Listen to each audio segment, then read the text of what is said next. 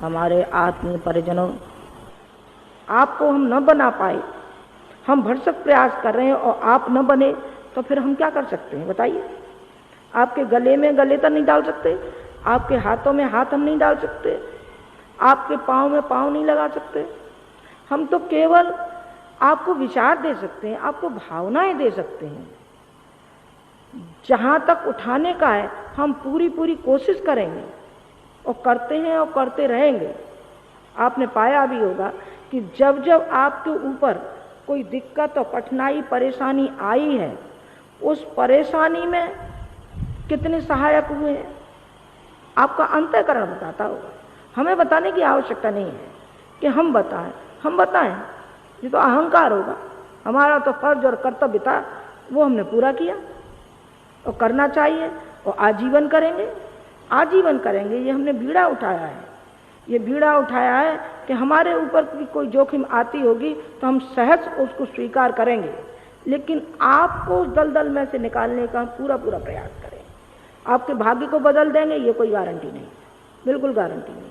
मनोकामना पूरी तो कहाँ हुई है? किसी की नहीं हुई, दशरथ की नहीं हुई, समुद्रा की नहीं हुई, तो आपकी सब मनोकामना पूरी कर देंगे?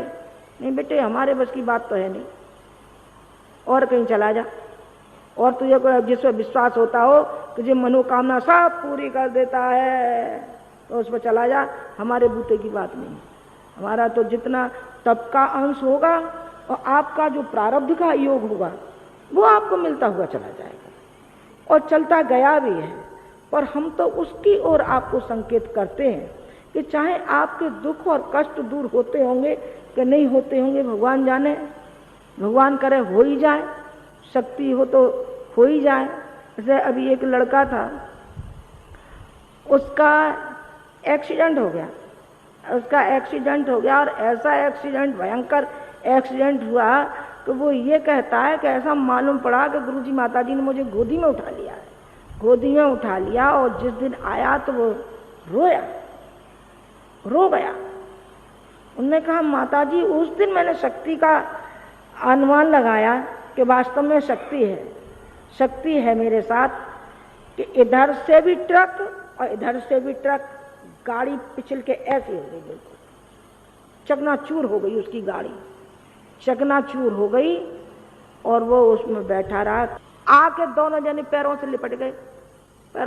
बेटा ये तो हमारा कर्तव्य था, तो हमने पूरा किया है। भगवान करे सभी का भला हो, न होता हो, न प्रारब्ध बस किसी को सहयोग मिल सकता हो तो उसका प्रारब्ध हो सकता है, लेकिन हमारे मन में तो सभी के लिए शुभकामना है और सद्भावना है और हर किसी के लिए हम करते रहेंगे। चाहे हमें जीवन का कोई भी मुआवजा उठाना पड़े और चाहे कोई भी हमको मुसीबत लेनी पड़ी हो, शारीरिक कोई रोग अपना लेना पड़ा हो तो लेंगे भी। बीमार कभी नहीं हो सकते और कभी नहीं पड़ेंगे। क्यों पड़ेंगे? और मान लीजिए 1% हो भी जाए तो जिनको लाखों को जो जबान दी है सो उनका क्या होगा? बेटे लाखों को जबान देते, ये कहते हैं बेटा तेरा भला कर देंगे, तेरा कर देंगे, चुकाना नहीं पड़ेगा। वो हम चुकाने में समर्थ हैं तो हमको खुशी होगी कि हम आपकी कोई सेवा कर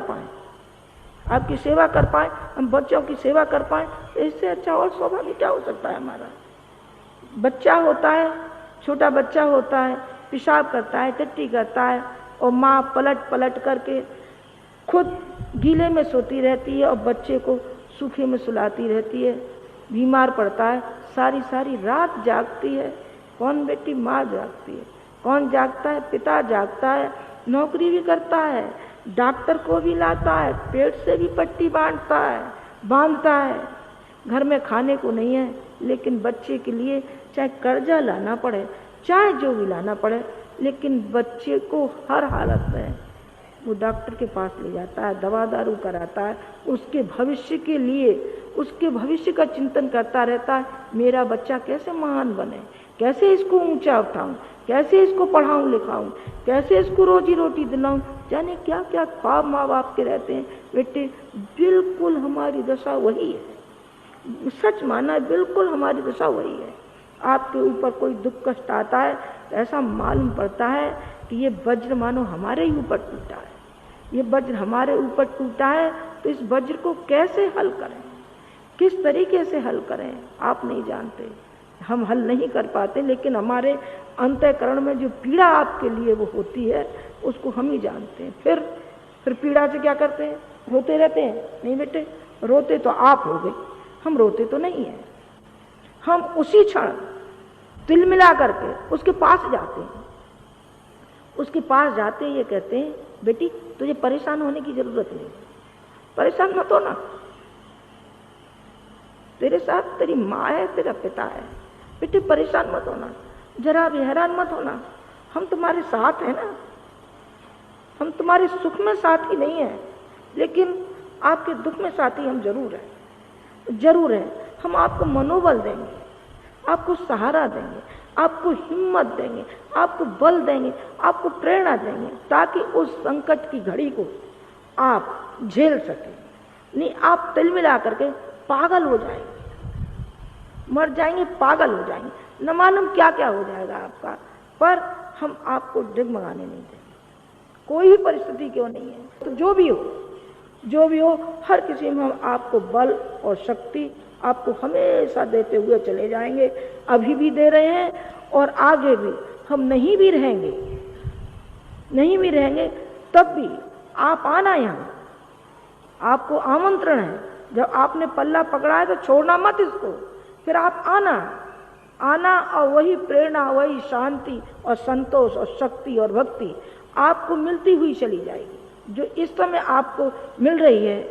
आप 1-2 मिनट बैठना तो सही आकर के शांति कुंज में, आप अखंड दीपक को प्रणाम तो करना और उसमें देखना कि गुरुजी माताजी दिखाई पड़ते हैं कि नहीं पड़ते, और शांति कुंज में आना, देखना हर जगह आपको गुरुजी माताजी दिखाई पड़ेंगे।